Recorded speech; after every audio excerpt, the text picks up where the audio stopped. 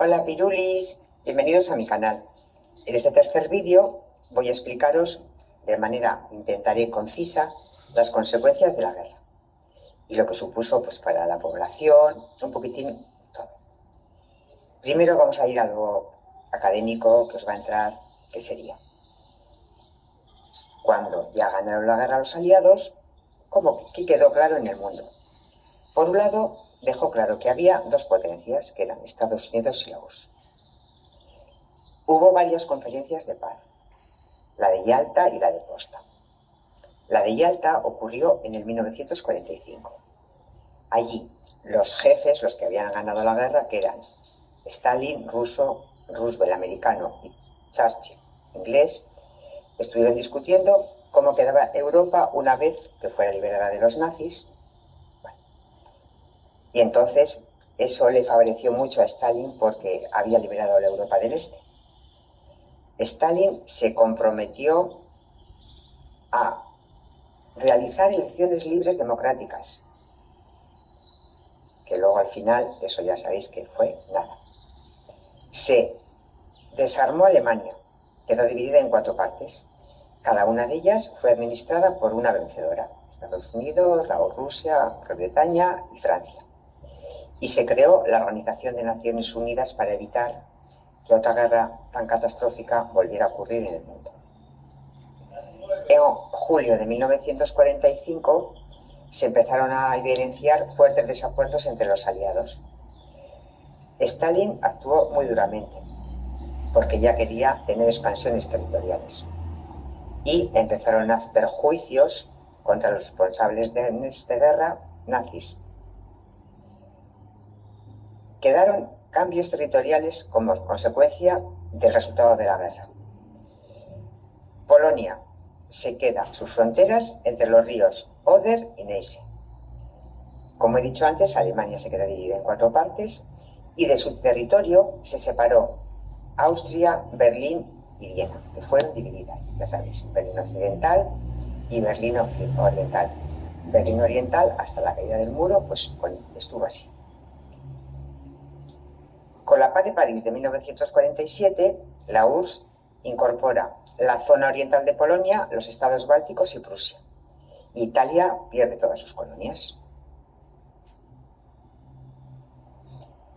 Vamos a ver las consecuencias de la guerra. Las más importantes, por supuesto, fueron las pérdidas humanas. Y vamos a ver un poquito de ellas. Pérdidas humanas. Aquí nos encontramos que fue la mayor hecatombe de la historia. Más de 60 millones de muertos, sin incluir los indirectos por hambre, enfermedades, torturas, etc., etc. También se calcula que hubo más de 35.000 heridos y mutilados y cerca de 35 millones de heridos y mutilados y 3 millones de desaparecidos. Sobre todo, en la Unión Soviética hubo más de 20 millones de muertos. ¿Por qué hubo una tanta capacidad mortífera? Pues por la sofisticación de las armas y por un carácter de guerra total, bombardeos, represalias sobre la población, hambre. Además, la ocupación impuso deportaciones, exterminios y el genocidio de determinados colectivos, que fueron principalmente los judíos, los homosexuales y los gitanos, y también, por supuesto, los minusválidos, que son a veces olvidados. Con los que sobrevivieron, sufrieron, aparte de lo que ya habían sufrido en la guerra, una crisis moral, porque al darse cuenta de la crueldad del hombre, pues eso es difícilmente soportable. Cuando fueron entrando los aliados en los campos de concentración, allí murieron más de 6 millones de judíos, gitanos, minusválidos. El horror, ya podéis, los que habéis visto las listas de Schindler o alguna similar, a mí realmente la que más me impactó fue esa. Os la recomiendo vivamente porque es una evidencia clara de lo que ocurrió. Y puso de manifiesto que ante la guerra ya todo valía. ¿Por qué? Porque fueron tácticas destinadas a masacrar a la gente, a la población civil inocente, bombardeos masivos y sobre todo la bomba atómica. Ahí empezó a haber un debate en el mundo sobre el comportamiento de los ejércitos que, por lo que se ve, no ha servido de nada. Eso en cuanto al impacto. Bueno, luego aparte hubo grandes desplazamientos de población, pues lo que está ocurriendo ahora en Ucrania, pero a lo bestia. Hubo, después de la guerra, pues siguieron los desplazamientos porque liberaron prisioneros, trabajadores forzosos. Como hubo cambio de fronteras, pues entre las que habían cambiado, expulsaban minorías étnicas, al crearse nuevos estados, pues igual. En Asia, por ejemplo, más de 7 millones de japoneses fueron repatriados desde Corea y Manchuria, hasta que se quedó Japón en lo que es ahora. Consecuencias económicas. De momento, en el 1945, la red de comunicaciones había desaparecido del centro de Europa completamente por todos los bombardeos. No había petróleo casi y, por supuesto, que la producción industrial se había dedicado, sobre todo, a la guerra. Pero, por otro lado, países que se habían quedado al margen de la guerra, como Canadá, Australia, Suecia o Estados Unidos, fueron creciendo. ¿Por qué? Pues porque tenían todo intacto, podían exportar, vender a precio caro, y eso hizo que Estados Unidos se consolidara como un dueño del mundo, vamos a decir, papel hegemónico en el mundo. También la URSS, a pesar de que tuvo destrucciones porque entró en guerra directa, se transformó en una gran potencia. ¿Por qué? Porque se quedó libre su zona industrial de la parte de Asia, pudo ampliar sus fronteras y ejerció un control militar y político muy fuerte sobre los nuevos estados de Europa del Este. Por otro lado, se fundó el FMI, que es el Fondo Monetario Internacional.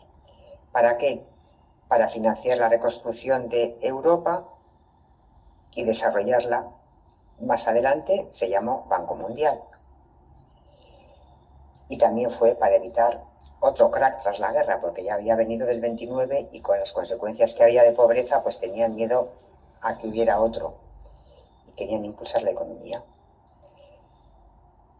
y ayudar a construir los países que habían quedado destrozados tras la guerra, pues ya darle un empujoncito financiero, o sea, prestar dinero a fondo perdido o con intereses muy bajos, pues para la reconstrucción.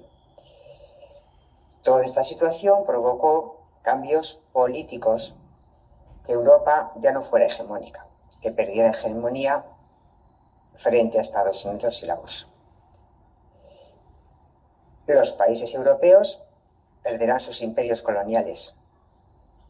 Pues Inglaterra, que tenía un montón de zonas en África, Francia también, y eso hizo que se planteara una unificación de Europa necesaria para competir un poquitín pues, con la hegemonía que tenía Estados Unidos.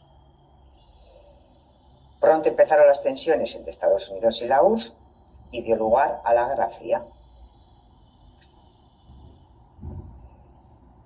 En junio de 1945 se reunió la conferencia en San Francisco de la ONU y se redactó una carta fundacional con 4 objetivos que, como vamos a poder comprobar, vosotros mismos me diréis si se han cumplido o no.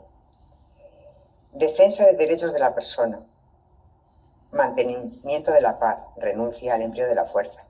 Recuerdo que muchos otros países que ahora están en guerra pertenecen a la ONU. Libre determinación de los pueblos, ningún pueblo será sometido por otro. Cooperación entre los pueblos creando varios organismos, la FAO, que es para que nadie pase hambre, que es de agricultura y alimentación, la UNESCO para la educación, ciencia y cultura, la Organización del Trabajo para evitar la explotación de los trabajadores y la UNICEF, protección a la infancia, que aún perduran todas. Las decisiones más importantes de la ONU las toma el Consejo de Seguridad. 5 países tienen derecho a veto. Si ellos no quieren, no se aprueba. Que son, atentos, Estados Unidos, la Unión Soviética, Gran Bretaña, Francia y China. Que también tiene que ver en la actual situación de Ucrania. Como podéis ver, la historia es importante porque conociendo el pasado podemos entender algunos hechos que ocurren actualmente.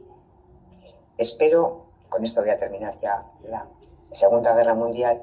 Ya sé que no es muy concienzudo, pero lo estoy dejando lo mínimo, mínimo, mínimo para que en un cuarto de la ESO podáis hacer un examen bien.